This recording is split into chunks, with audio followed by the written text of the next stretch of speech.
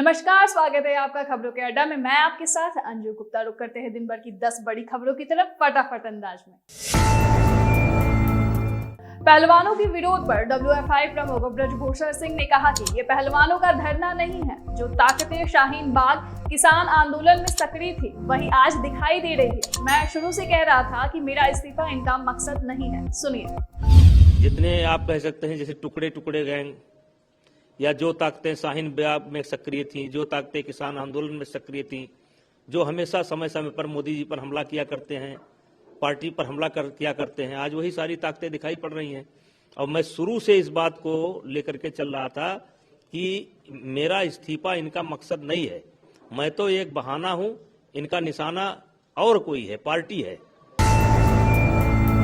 प्रधानमंत्री नरेंद्र मोदी ने कहा कि कांग्रेस का इतिहास आतंक और आतंकवादियों के तुष्टीकरण का है। जब दिल्ली में बाटला हाउस एनकाउंटर हुआ तो कांग्रेस की सबसे बड़ी नेता की आंखों में आतंकियों के मर जाने की खबर सुनकर आंसू आ गए थे।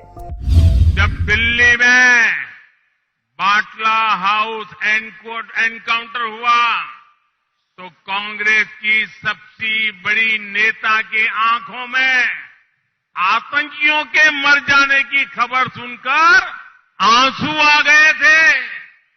जब सर्जिकल स्ट्राइक हुए, जब एयर स्ट्राइक हुई तो कांग्रेस ने देश की सेनाओं के सामर्थ्य पर ही सवाल खड़ा कर दिया। यहां कर्नाटक में तो आप लोगों ने देखा है कांग्रेस कैसे आतंक को बढ़ावा देती रही है। कर्नाटक में कांग्रेस के जारी किए गए घोषणा पत्र पर असम के मुख्यमंत्री हिमंता बिस्वा शर्मा ने कहा कि कांग्रेस ने जो घोषणा पत्र जारी किया है वो पूरा मुसलमान घोषणा पत्र है। जिन्ना भी जिंदा होते तो ऐसा घोषणा पत्र जारी नहीं करते। हमारा गृह मंत्री जी ने PFI को बैन किया है। कांग्रेस बोल रहा है मैं बजरंग दल को बैन करूंगा। कांग्रेस बोल रहा है कि मैं मुस्लिम रिजर्वेशन दोबारा चालू करूंगा। कांग्रेस बोल रहा है कि गो हत्या का विरोधी कानून को मैं दोबारा गो हत्या को रेगुलराइज कर दूंगा। कांग्रेस बोल रहा है कि एंटी कन्वर्शन बिल जो हुआ है उसको खत्म करूंगा। आज जो कांग्रेस का मैनिफेस्टो है ये कंप्लीट मुस्लिम फंडामेंटलिस्ट मैनिफेस्टो है। जिन्ना भी जिंदा होता था तो ऐसा मैनिफेस्टो कभी नहीं देता था, मेरा विश्वास है। लेकिन आज आप जिन्ना से भी नीचे चला गया।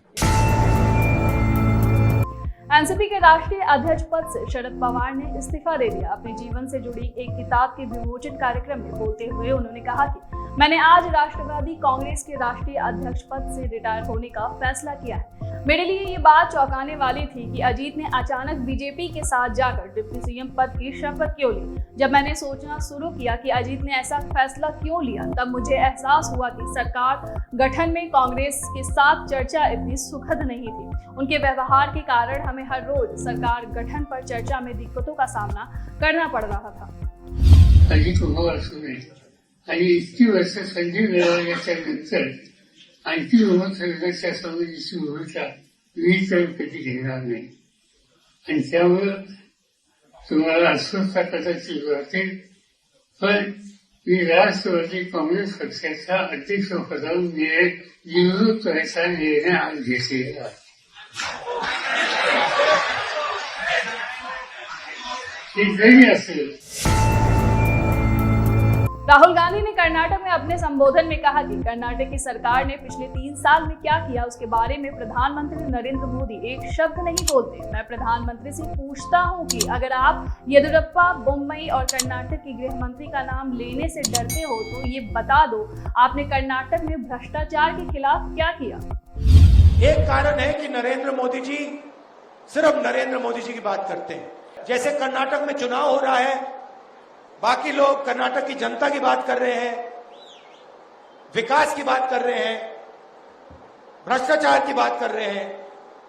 नरेंद्र मोदी जी आके कर्नाटक के चुनाव में सिर्फ नरेंद्र मोदी जी की बात कर रहे हैं। कर्नाटक की सरकार ने पिछले 3 साल में क्या किया उसके बारे में प्रधानमंत्री एक शब्द नहीं बोलते। व्हाइट हाउस ने इस महीने के अंत में ऑस्ट्रेलिया में क्वाड नेताओं के शिखर सम्मेलन से पहले कहा कि इस समय क्वाड में नए सदस्यों को जोड़ने की कोई योजना नहीं है।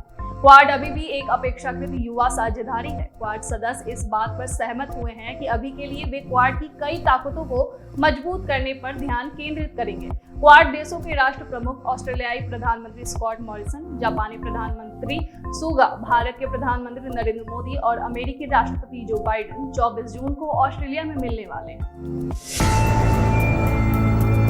राष्ट्रीय सुरक्षा परिषद के प्रवक्ता जॉन किर्बी ने संवाददाताओं से कहा कि हमारा अनुमान है कि कार्रवाई में मारे गए 20,000 के साथ रूस के 1 लाख से अधिक सैनिक हताहत हुए हैं। किर्बी ने कहा कि बड़े पैमाने पर बखमुत के माध्यम से डोनबास में आक्रामक रूप से रूस का प्रयास विफल हो गया है। रूस वास्तव में रणनीतिक रूप से महत्वपूर्ण किसी भी क्षेत्र को जब्त करने में असमर्थ रहा है।